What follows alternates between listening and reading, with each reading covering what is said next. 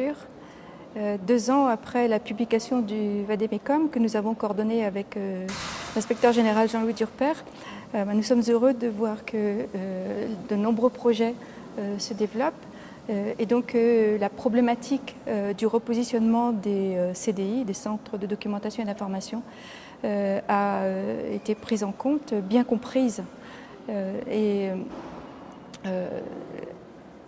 Aujourd'hui, on mise sur l'ouverture, sur la mutualisation des compétences, tant en externe avec le développement des partenariats divers qu'en interne, pour développer des projets collaboratifs qui s'inscrivent et qui s'appuient sur des outils numériques.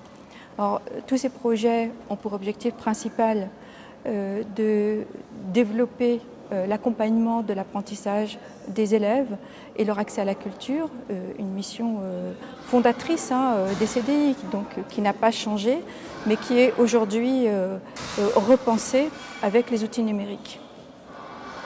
2 exemples qui ont été donnés ce matin dans un des ateliers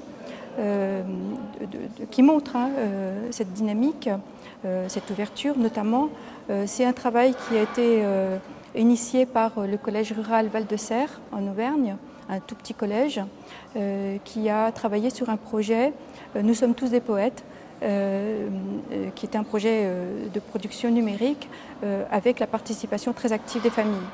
Et puis un deuxième projet qui a été présenté par le Collège Connecté de Tourcoing dans l'Académie de Lille, qui a créé un service hybride d'accompagnement aux devoirs qui s'appelle SACAD, donc présentiel et hybride, sur Skype notamment, avec des professeurs qui répondent en ligne.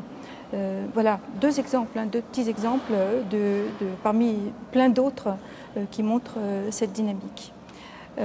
Tout ça, ça répond à un déficit majeur aujourd'hui qui empêche un fonctionnement efficace dans nos établissements. C'est un déficit de collaboration.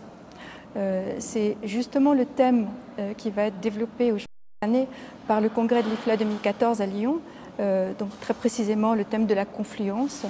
Et nous invitons tous les documentalistes et tous ceux qui sont concernés par la documentation scolaire à nous rejoindre au plan national de formation qui sera inscrit, qui est déjà inscrit et qui se